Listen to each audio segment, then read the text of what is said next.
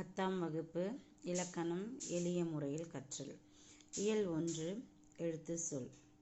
அளபடை. அளபடை என்பதன் பொருள் நீண்டு ஒலித்தல், அதாவது சவுண்ட், ஓசை.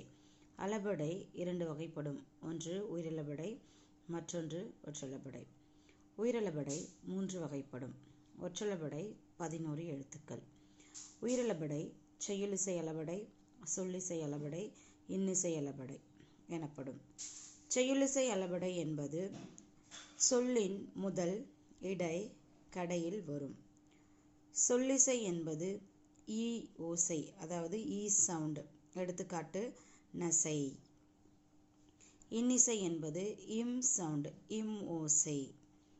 கெடுப்பதும், எடுப்பதும், தொடுப்பதும் என்று சொல்லப்படுவது.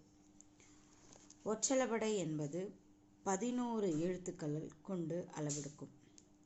எடுத்துக்காட்டு எக்கிலாங்கு என்று சொல்லப்படுகிறது. அதாவது ஒரே மாதிரியான எழுத்து பக்கத்தில் ஒன்றி வருவதுக்கு பெயர் ஒற்றளபடை என்றும் மிக எளிமையாக புரிந்து கொள்ளலாம். அடுத்த தலைப்பு மொழி.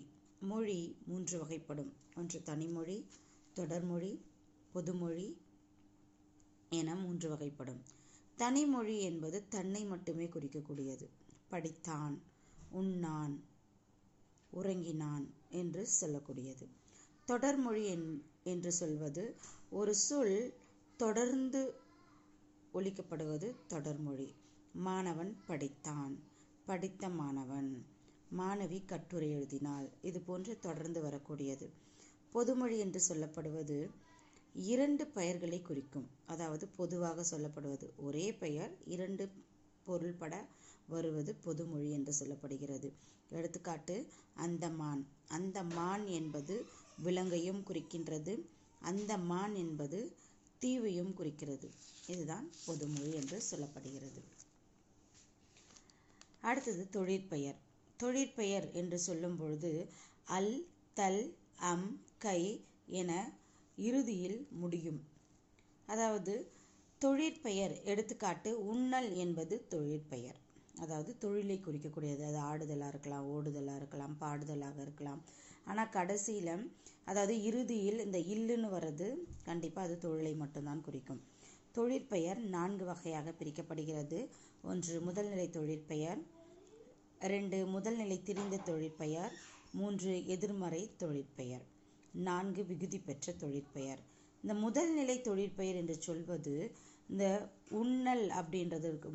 உண்ணல் அப்படின்னு இருக்கு பார்த்தீங்களா, அதில் உன் முதல் நிலை என்று சொல்லப்படுவது இந்த உன் தான் முதல் நிலை. அடுத்து முதல்நிலை திரிந்த தொழிற்பெயர் என்று சொல்லப்படுவது இந்த முதல் நிலை இருக்கக்கூடிய ஊவானது திரிந்து ஊன் என்று ஆவது தான் முதல்நிலை திரிந்த தொழிற்பெயர். அடுத்து எதிர்மறை தொழிற்பெயர் என்று சொல்லப்படுவது என்னவென்றால் உண்ணல் என்பதை உண்ணாமை என்று சொல்லப்படுவது எதிர்மறை தொழிற்பெயர். அடுத்தபடியாக விகுதி பெற்ற தொழிற்பெயர். விகுதி பெற்ற தொழிற்பெயர் என்பது உண்ணல். இந்த விகுதி நிரம்பி இருக்கிறது அல்லவா, இதுதான் விகுதி பெற்ற தொழிற்பெயர். அடுத்தபடியாக வினையால் நனையும் பெயர். வினையால் நனையும் பெயர்ல ஒரு சொல்லின் இறுதியில் அர், தர் என முடியும் சொல். எடுத்துக்காட்டு வந்தவர், சொன்னவர், போனவர். இது போன்று அரு, தர் என்று முடியும் சொற்களை தான் வினையால் நனையும் பெயர் என்று மிக எளிமையாக நினைவில் வைத்துக் கொள்ளலாம். இயல் 2 தொகை நிலைகள். தொகை நிலை மொத்தம் 6 வகைப்படும். 1 வேற்றுமை தொகை, 2 வினைத்தொகை, 3 பண்பு தொகை, 4 உவமை தொகை, 5 உம்மை தொகை, 6 அன்மொழி தொகை. இப்போ ஒவ்வொரு தொகைகளை பற்றி பார்ப்போம். வேற்றுமை தொகை எளிய முறையில் எவ்வாறு கற்பிக்கலாம்? வேற்றுமை தொகை 8 வகை. ஐ, ஆல், கு, இன், அது, கண். முதல் உறுப்புக்கும் 8வது உறுப்புக்கும் உறுப்பு கிடையாது. அப்போ வேற்றுமை தொகையில் தொகை அப்படின்னு வந்தாலே அது மறைந்து தான் வரும். ஒரு எடுத்துக்காட்டு நான் வீடு கட்டினேன். நான் வீடு கட்டினேன். அப்போ அந்த இடத்துல 2ஆம் வேற்றுமை உறுப்பு மறைந்து வந்திருக்கிறது. நான் வீட்டை கட்டினேன் என்று சொல்லப்படணும். அப்போ நான் வீடு கட்டினேன் என்பது 2ஆம் வேற்றுமை தொகை. அடுத்தது வினைத்தொகை. வினைத்தொகை என்பது 3 காலங்களை காட்டுவது. வினைத்தொகை என்பது என்ன? 3 காலங்களை காட்டுவது. இறந்த காலம், நிகழ்காலம், எதிர்காலம். எடுத்துக்காட்டு: வளர்தமிழ், வளர்தமிழ், வளரும் தமிழ், வளர்தமிழ், வளரும் தமிழ், வளர்கின்ற தமிழ் என்று 3 காலங்களை காட்டுவது வினைத்தொகை என்று சொல்லப்படும். அடுத்தது பண்புத்தொகை. பண்புத்தொகை என்பது மெய் விகுதி கெட்டு வர வேண்டும். சொல்லோட இறுதியில் விகுதி என்பது இந்த சொல்லின் இறுதியை குறிக்கக்கூடியது. எடுத்துக்காட்டு: செந்தமிழ் என்று சொல்லப்படுவதை செம்மை கூட்டல் தமிழ் என்று சொல்லலாம். பண்புத்தொகை இதை தவிர்த்து நிறம், சுவை, அளவு, வடிவம் இவை அனைத்தையும் கொண்டு வரக்கூடியது. கருங்குயில், கருங்குயில் கருமை நிறத்தை குறிக்கக்கூடியது. இன்பத்தமிழ், இன்பமான தமிழ், சுவையை குறிக்கக்கூடியது. வட்டக்கல், வட்டமான கல், வடிவத்தை குறிக்கக்கூடியது என்று எடுத்துக்காட்டுகள் சொல்லிக்கொண்டே போகலாம். அடுத்தது ஓமைத்தொகை. ஓமைத்தொகை என்று சொல்லும் பொழுதே போன்ற, போல, ஒப்ப, புரைய இது போன்று நிறைய எடுத்துக்காட்டுகள் சொல்லிக்கொண்டே போகலாம். ஆனால் ஊமை என்று சொல்லப்படுவது என்ன அப்படின்னா, கண், கண்ண கயல் என்று சொல்லலாம். கயல் போன்ற விழி உடையவள், மான் போன்ற கால் உடையவன், தாமரை போல பாதம் கொண்டவள். இந்த மாதிரி ஓமைப்படுத்தி சொல்வதை தான் ஓமைத்தொகை என்று சொல்கின்றோம். அடுத்தது உம்மைத்தொகை. உம்மைத்தொகை இம் மறைந்து வருவது. உம்மைத்தொகை என்பது இம் மறைந்து வருவது. இம் மறைந்து வருவது எடுத்துக்காட்டு: அன்பு, பண்பு, நன்மை, தீமை. அப்போ அந்த இடத்துல மறைந்து வருவது என்று எப்படி நம்ம நினைக்கணும் அப்படின்னா, அன்பும் பண்பும், நன்மையும் தீமையும், தேநீரும் இளநீரும், இரவும் பகலும் இப்படின்னு சொல்லிக்கொண்டே போகலாம். இதுதான் உம்மைத்தொகை. அடுத்தது அன்மொழித்தொகை. இவ்வளோ நேரம் 5 தொகைகள் பார்த்தோம். அதில் வேற்றுமை பார்த்தோம், பண்பு பார்த்தோம், வினை பார்த்தோம், உம்மை பார்த்தோம், உம்மை பார்த்தோம், எல்லாமே பார்த்தோம்.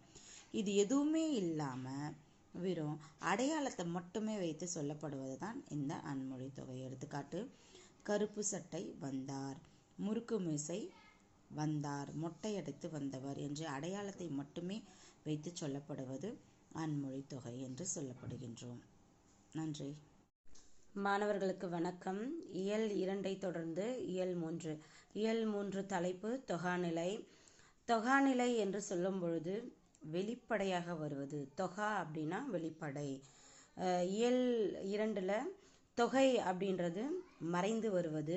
அது 6 வகைப்படும் அப்படின்றத பற்றி பார்த்தோம். இப்போ தொகாநிலை அப்படின்னும் போது இது வெளிப்படையாக வருவது. இது 9 வகைப்படும். அந்த 9 வகை பற்றி ஒவ்வொன்றாக பார்க்கலாம். எழுவாய் தொடர்.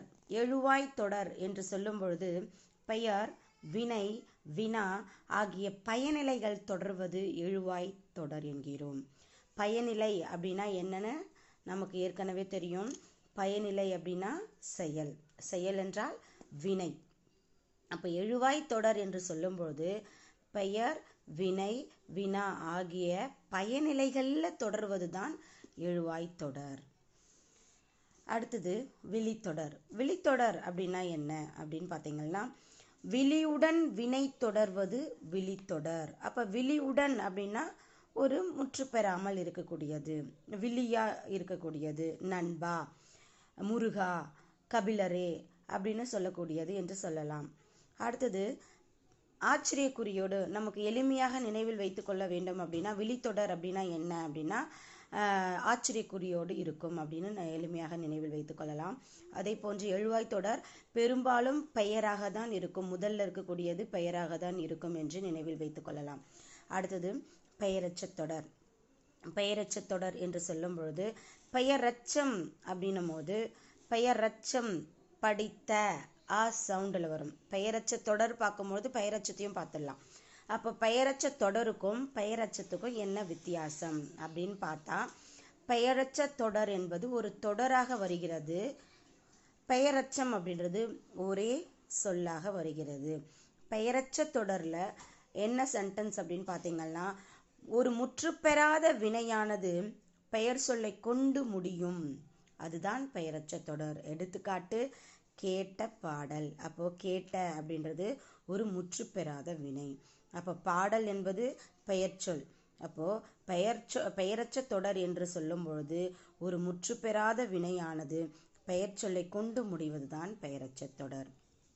பெயரச்சம் அப்படின்னு பார்த்தீங்கன்னா முன்னாடியே சொல்லிட்டேன். பெயரச்சத்துக்கும் பெயரச்ச தொடருக்கும் வித்தியாசம் இருக்கின்றது. பெயரச்சம் என்று சொல்லும்பொழுது ஒரே ஒரு சிங்கிள் வார்த்தை, அதாவது ஒரே ஒரு வேர்டு, படித்த படித்த. அப்போ எளிமையா நினைவில் வைத்துக் கொள்ள வேண்டும் என்றால் ஆ சவுண்ட் ஓசை என்று சொல்லக்கூடியது. பெயரச்சம் என்றால் படித்த ஆ சவுண்ட். பெயரச்ச தொடர் என்றால் ஒரு பெயருக்கு அடுத்தது, அதாவது முற்று பெறாத வினைக்கு அடுத்து தொடர்ந்து வரக்கூடியது என்று எளிமையாக நினைவில் வைத்துக் கொள்ளலாம். அதே போன்றுதான் வினையச்ச தொடர். வினையச்ச தொடர் என்று சொல்லும் பொழுது பெயரச்சத்துக்கும் வினையச்சத்துக்கும் ஒரு பெரிய வித்தியாசமே கிடையாது. ஒரு சின்ன வித்தியாசம் மட்டும்தான். முற்று பெறாத வினை வினை சொல்லை கொண்டு முடிவது வினையச்ச தொடர் என்கிறோம். அப்போ எடுத்துக்காட்டு பாடி மகிழ்ந்தனர். பாடி மகிழ்ந்தனர். முற்று பெறாத வினை என்பது பாடி, வினை சொல் என்பது மகிழ்ந்தனர். ஆகவே ஒரு முற்று பெறாத வினையானது வினை சொல்லை கொண்டு முடிவது வினையச்ச தொடர் என்கிறோம். எடுத்துக்காட்டு பாடி மகிழ்ந்தனர் ஒரு தொடராக வருகிறது என்று நினைவில் அதாவது எளிமையாக வைத்துக் கொள்ளலாம். அடுத்தது வினையச்சம் என்று சொல்லும் பொழுது ஈ சவுண்ட் ஊ சவுண்ட், சத்தம் ஓசை என்று சொல்லலாம். எழுதி ஈ சவுண்ட், பார்த்து ஊ சவுண்ட், வாழ்ந்து, இந்த மாதிரிலாம் வரக்கூடியது வினையச்சம் என்று சொல்கிறோம். அடுத்தது வேற்றுமை தொடர். வேற்றுமை தொடர் தொகையில எப்படி பார்த்தோமோ அதே தான். வேற்றுமை தொடர் தொகையில மறைந்து வரக்கூடியது, தொகால வெளிப்படையாக வரக்கூடியது. வேற்றுமை உருபுகள். அப்போ இரண்டாம் வேற்றுமை உருபு ஐ இல்லையா? வீடு கட்டினான். வீடு கட்டினான் என்பது தொகை. கட்டுரையை படித்தாள் என்பது தொகா. வீடு கட்டினான், வீட்டை கட்டினான், அந்த இடத்துல மறைந்து வந்திருக்கிறது. கட்டுரையை படித்தாள் அப்படின்ற இடத்துல ஐ அப்படின்றது வெளிப்படையாக வந்திருக்கிறது. ஆகவே இதுதான் வேற்றுமை தொடர். வேற்றுமை உருபுகள் மொத்தம் 8 வகைப்படும். முதல் வேற்றுமைக்கும் 8ஆம் வேற்றுமைக்கும் உருபு கிடையாது. மீதி இருக்கிற வேற்றுமை உருபுகள் ஐ, ஆல், கு, இன், அது, கண். சரிங்களா? அடுத்தது இடை சொல் தொடர். அடுத்தது என்ன? இடை சொல் தொடர் ரொம்ப முக்கியமானது. மற்ற தலைப்புகளை விட இடைச்சொல்லுக்கு கொஞ்சம் வித்தியாசம் அதிகம். இடைச்சொல்லுடன் பெயரோ வினையோ தொடர்வது இடைச்சொல் தொடராகும். இடைச்சொல்லோட பெயரோ வினையோ தொடர்வது இடைச்சொல் தொடர். அப்போ இடைச்சொல் அப்படின்றது என்ன? இன்னும் எளிமையா ஞாபகம் வச்சுக்கணும்னா, ஒரே மாதிரியான எழுத்துக்கள் வரக்கூடியது, பக்கத்துல ஒரே மாதிரியான எழுத்துக்கள் ஒன்றோடு ஒன்று வருவதும் ஒரு நினைவில் வைத்துக் கொள்வதற்கு எளிமையாக இருக்கும். இன்னொன்று மற்று கூட்டல் ஒன்று, மற்றொன்று.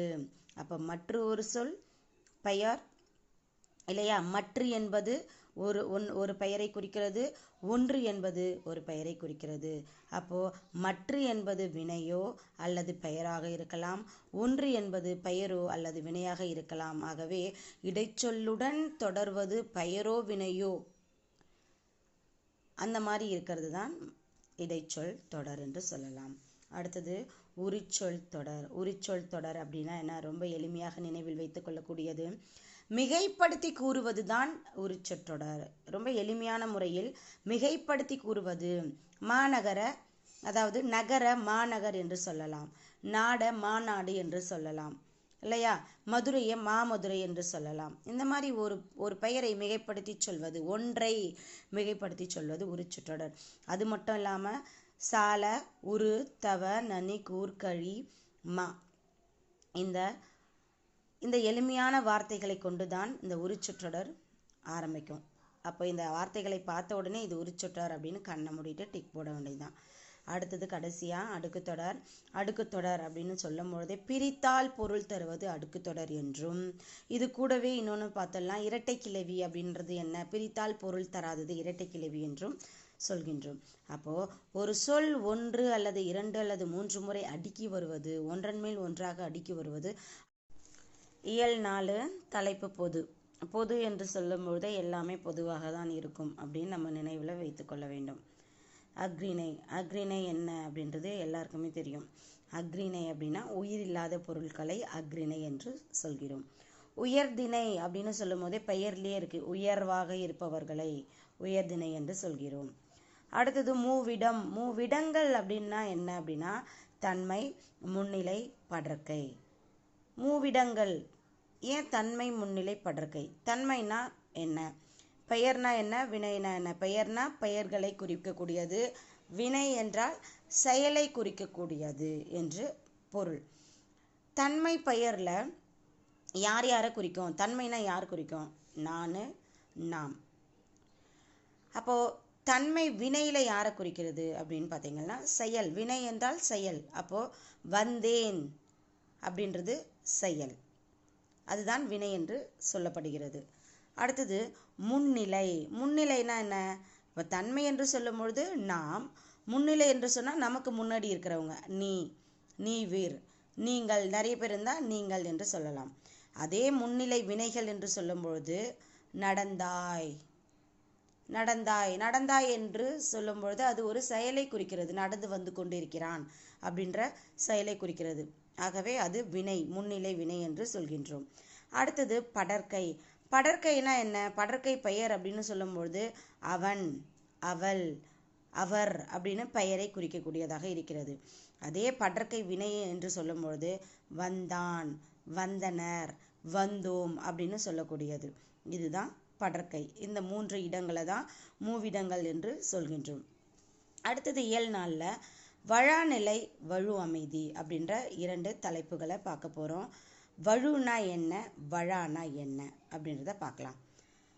இலக்கண முறையுடன் பிழையின்றி பேசுவதும் எழுதுவதும் வழாநிலை எனப்படும். இலக்கண முறையுடன் பிழையின்றி பேசுவதும் எழுதுவதும் வழாநிலை. நம்ம பேசுறது எல்லாமே இலக்கண முறையின்றி தான் பேசுகின்றோம். அப்போ இலக்கண முறையுடன் பிழை இல்லாமல் பேசுறதுக்கும் எழுதுறதுக்கும் பெயர் தான் வழாநிலை. அப்போ தூய தமிழ்ல அப்படின்னு சொல்லலாம். அதுக்கு பெயர் என்னன்னு சொல்லலாம்? வழாநிலை என்றும் சொல்லலாம். அடுத்தது இலக்கண முறையின்றி பேசுவதும் எழுதுவதும் வழு எனப்படும். தப்பு தப்பா, அதாவது தவறுதலா, இலக்கண முறை இல்லாமல் சாப்பிட்டீங்களா, அதாவது சாப்பிட்டு விட்டீர்களா என்று கேட்காமல் சாப்பிட்டியா, சாப்பிட்டேன் அப்படின்னு சொல்வது இலக்கண முறையின்றி பேசுவதும் எழுதுவதும் வழு எனப்படும். சரிங்களா? வழா என்று சொல்லும்போது சரியாக பேசுவது என்று அர்த்தம். வழு என்று சொல்லும்போது தவறுதலாக பேசுவது என்று அர்த்தம். இதை எளிமையாக நினைவில் வைத்து கொள்ள வேண்டும். அடுத்தது வழு. வழு 7 வகைப்படும், வழா 7 வகைப்படும். அவை யாவை? திணை, பால், இடம், காலம், வினா, விடை, மரபு. இதே தான் வழால வருது. திணைனா உயர்திணை, அக்ரிணை இல்லையா? பால் ஆனா பெண்ணா. இடம் எந்த இடத்திலிருந்து சொல்லப்படுகிறது. காலம் எந்த காலத்தை குறிக்கக்கூடியது. வினா எந்த கேள்வி கேட்குறாங்க. விடை அதுக்கு எப்படி விடை சொல்லணும். மரபு, மரபுனா என்ன நமக்கு எல்லாருக்குமே தெரியும். மரபு என்பது என்னவாக இருக்கும்? நம்மளுடைய மரபு மாறாமல் இருக்கக்கூடியது மரபு என்று சொல்லப்படுகிறது. அடுத்தது வழு அமைதி. வழு அமைதினா என்ன? இலக்கண முறைப்படி, அதாவது வழு அமைதி என்று சொல்லும் பொழுது இலக்கண முறையுடன் இருந்தாலும் ஏதோ ஒரு காரணத்திற்காக ஆசிரியர் கூறுவதால் அது வழு அமைதி. அதாவது பிழையுடன் இருந்தாலும் அதை ஆசிரியர் சொல்ற காரணத்திற்காக நம்ம ஏத்துக்கிறோம் பார்த்தீங்களா, அதுக்கு பெயர் தான் வழு அமைதி. இந்த வழு அமைதி திணை, பால், இடம், காலம், மரபு என 5 வகைப்படுகின்றது. அடுத்தது உருவது கூறல் விடை அப்படின்னா என்னன்னா வினாவிற்கு விடையாக இனிமேல் நேர்வதை கூறுவது. இனிமே, அதாவது உற்றது உரைத்தல் அப்படின்னு சொல்லும்பொழுது ஏற்கனவே நிகழ்ந்ததை பற்றி சொல்வது. உருவது கூறல், விடை அப்படின்னும் போது இனிமே நடக்க போகிறத பற்றி சொல்வது தான் உருவது கூறல் விடை. அடுத்தது இனமொழி விடை. இனமொழி அப்படின்னு சொல்லும்போது வினாவிற்கு விடையாக மற்றொரு விடை, அதாவது கவிதை படிக்க தெரியுமா என்று கேட்டால் எனக்கு திருக்குறள் படிக்க தெரியும் அப்படின்னு ஒரு வினாவிற்கு மற்றொரு விடையை கூறுவது தான் இனமொழி விடை. அடுத்தது கடைசியாக ஏவல் விடை. கட்டளை இடுவது, கட்டளை இதை நீ செய் அப்படின்னு சொல்கிறது, இதுதான் ஏவல் விடை. மாணவர்களுக்கு வணக்கம். அதிக மாணவர்கள் எழுத்துப்பிழையால் தான் எங்களுக்கு மார்க் போகுது அப்படின்னு சொல்லிட்டு ரொம்ப வருத்தப்பட்டு இருக்கீங்க. எழுத்துப்பிழையை தவிர்க்கும் முறை நான் நிறைய தடவை சொல்லி கொடுத்துருக்கேன். இருந்தாலும் மறுபடியும் ஒரு முறை உங்களுக்காகவே இன்னும் எப்படி எளிய முறையில் எழுத்துப்பிழையை தவிர்க்கலாம் அப்படின்றத பற்றி தான் இந்த வீடியோவில் நம்ம பார்க்க போகிறோம். எழுத்துப்பிழையை தவிர்க்கும் முறை. தமிழில் மொத்தம் 247 எழுத்துக்கள் இருக்கின்றது. அதில் வல்லினம், மெல்லினம், இடையினம். வல்லினம் கசட தபர என்றும், மெல்லினம் ஞெங்கன ஞமன என்றும், இடையினம் எரள வழல என்றும் இடம்பெறுகின்றது. இதில் இந்த வல்லினம் பார்த்துக்கிட்டிங்க அப்படின்னா கசட தபர, இதில் சொல்லுக்கு முதல்ல வரக்கூடிய எழுத்துக்கள் எது அப்படின்னு பார்த்தீங்கன்னா இந்த இக்கு, ச, இத்து, இப்பு. இந்த இட்டும் இரும் சொல்லோட முதல்ல இடம்பெறாது. அதே போல் மெல்லினத்தில் இஞ்சு, இந்து, இம்மு சொல்லுக்கு முதல்ல இடம்பெறும். அடுத்தது இடையினத்தில் இரு, இய்யு, இப்பு சொல்லோட முதல்ல இடம்பெறும். மற்ற எழுத்துக்கள் சொல்லுக்கு முதல்ல இடம்பெறாது. அப்படியே பார்த்துக்கினீங்க அப்படின்னா வல்லின ரா, அதிக மாணவர்கள் இந்த பெரிய ராக்கும் சின்ன ராக்கும் இருக்கக்கூடிய அதாவது தவறுதலாக புரிஞ்சுக்கிட்டு சின்ன ரா வரக்கூடிய இடத்துல பெரிய ராவும், பெரிய ரா வரக்கூடிய இடத்துல சின்ன ராவும் போடுறீங்க. ஆனால் இது பெரிய ரா சின்ன ரான்னு சொல்கிறதே தவறு தான். வல்லின ரா என்றும் இடையின ரா என்றும் சொல்ல வேண்டும். எளிமையாக நினைவில் வைத்து கொள்ள வேண்டும் அப்படின்னா நீங்கள் எப்படி ஈஸியாக ஞாபகத்தில் வச்சுக்கணும் அப்படின்னா, இந்த வல்லின ரா சொல்லோட முதல்ல வராது. ஆனால் சொல்லோட இடையிலும் நடுவுலையும் சொல்லோட இறுதி கடைசியிலும் கண்டிப்பாக இந்த வல்லின ரா இடம்பெறும். அடுத்தது இடையின ரா. இடையின ரா என்பது சொல்லுடைய முதல், இடை, இறுதி இந்த 3 இடங்கள்லையும் இந்த இடையின ரா இடம்பெறும். இதுதான் உங்களுக்கு உண்டான இந்த சின்ன ராக்கும் பெரிய ராக்கும் இருக்கக்கூடிய வித்தியாசத்தை எப்படி சரி செய்யலாம் அப்படின்றத மிக எளிமை முறையில் இதை புரிஞ்சுக்கிட்டீங்க அப்படின்னா கண்டிப்பாக இந்த பிழை உங்களுக்கு ஏற்படாது. அடுத்தது என்ன அப்படின்னு பார்த்தீங்கன்னா குறில் நெடில் வித்தியாசம் ரொம்ப ரொம்ப அவசியம். எழுத்துப்பிழையை குறைப்பதற்கு மிக அவசியமானது இந்த குறில் நெடில். குறில் அப்படின்னு சொல்லும் பொழுது சவுண்டு, ஓசைன்னு கூட சொல்லலாம். அலை, அலை இது குறில். அடுத்தது ஆலை, ஆலை. அப்போ ஆ அப்படின்னு சொல்லும் பொழுதே அது நெடிலாகிறது. ஆகவே ஒரு சொற்களை எழுதும் பொழுது அது குறிலாக இருக்கின்றது, நெடிலாக இருக்கின்றது. அதை எவ்வாறு எழுத வேண்டும் என்பதை நீங்கள் உச்சரிக்கும் பொழுதே புரிந்து கொண்டு படித்தால் மட்டும்தான் இந்த பிழையிலிருந்து உங்களால் வெல்ல முடியும். அடுத்தது இன்னு 3 சுழியின் 2 சுழியின் இதில் ஏற்படுகின்ற பிழை. எந்த இடத்துல எந்த சின்ன இன்னு வரணுமா பெரிய இன்னு வரணுமா அப்படின்றது ரொம்பவும் குழம்பி போய் இருக்கிறீர்கள். அதுக்கு என்ன பண்ணணும் அப்படின்னா இந்த இன்ன தகர வரிசை என்றும், 3 சுழி இன்ன டகர வரிசை என்றும், 2 சுழி இன்ன ரகர வரிசை என்றும் அழைக்கின்றோம். அது எப்படி அப்படின்னு பார்த்தீங்கன்னா இந்த இன்னு பக்கத்தில் 3 சுழி இன்னு பக்கத்தில் கண்டிப்பாக டா தான் வரும். 3 சுழி இன்னு பக்கத்தில் டா தான் வரும். அதனால தான் அதை டன்னகரம் என்று அழைக்கின்றோம்.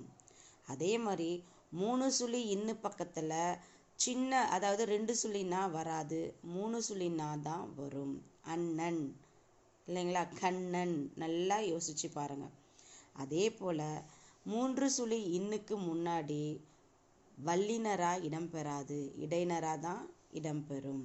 வல்லினரா இடம்பெறாது, எந்த ரா தான் இடம்பெறும், இடைநரா தான் இடம்பெறும். ஆகவே டன்னகரம் அப்படின்னு சொல்கிறதுக்கு காரணம் என்ன அப்படின்னா இந்த இன்னு பக்கத்தில் இந்த டா தான் வரும். சரிங்களா? இது ஒரு சிறந்த எடுத்துக்காட்டாக இருக்கும் என நம்புகிறேன். அதுக்கப்புறம் ஒரு எடுத்துக்காட்டு, இதை ஏன் தகர வரிசை அப்படின்னு சொல்கிறோம் அப்படின்னா, இந்த ஏன் தகர வரிசை அப்படின்னு சொல்கிறோம் அப்படின்னா, சந்து தாவரிசையில் இருக்கக்கூடாது சந்து. இது ஏன் டகர வரிசை அப்படின்னு சொல்கிறோன்னா, கண்டிப்பாக வண்டி எப்பவுமே இந்த இன்னு பக்கத்தில் டாடாடி இந்த வரிசை கண்டிப்பாக இடம்பெறும். அடுத்தது இந்த சின்ன இன்னு பக்கத்தில் என்ன வரும்? ஏன் ரகர வரிசை அப்படின்னு சொல்கிறோம் அப்படின்னா, கன்று. அப்போ இதுதான் ரகர வரிசை, இது டகர வரிசை, இது தகர வரிசை. இப்போ புரியுதா பாருங்க? ஏன் இந்த தகர வரிசைன்னு சொல்கிறாங்க, ஏன் இந்த தகர வரிசைன்னு சொல்கிறாங்க, இந்த இன்ன டகர வரிசைன்னு சொல்கிறாங்க, இந்த இன்ன ரகர வரிசை சொல்கிறாங்க அப்படின்னா, சந்து. அப்போ இது தகர வரிசை. இன்னு, அதாவது இந்த இன்னு பக்கத்தில் எப்பவுமே டா தான் வரும், டகரம் இல்லையா? அதனால இது டாடா டிடி வரிசை வருது.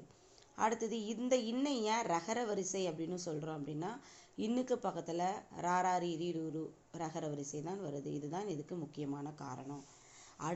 இதுக்கு அடுத்தது பார்த்தீங்கன்னா, அதிக பிழை ஏற்படுவது எதுன்னா, இந்த சின்ன லாக்கும் பெரிய லாக்கும் ழாக்கும் இருக்கக்கூடிய வித்தியாசம்தான். ழா கூட பெரும்பாலும் பிழை ஏற்படாது. இந்த சின்ன லாக்கும் பெரிய லா, இந்த சின்ன லா பெரிய லான்னு சொல்வதே தப்பு தான்.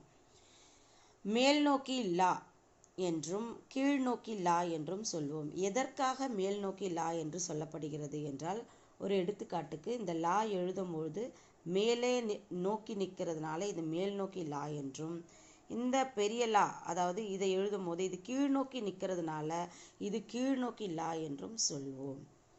அதுக்கப்புறம் இதில் பெரிய மிஸ்டேக் பண்ணுறது என்ன அப்படின்னா, எந்த இடத்துல குறில் லா வரும், எந்த இடத்துல நெறில் லா வரும் அப்படின்றது தான் அதிக மாணவர்கள் குழம்பி இருக்கின்றது. எப்பவுமே ஒரு மெய்யெழுத்துக்கு பக்கத்தில் ஒரு உயிர்மெய் எழுத்து தான் வரும்.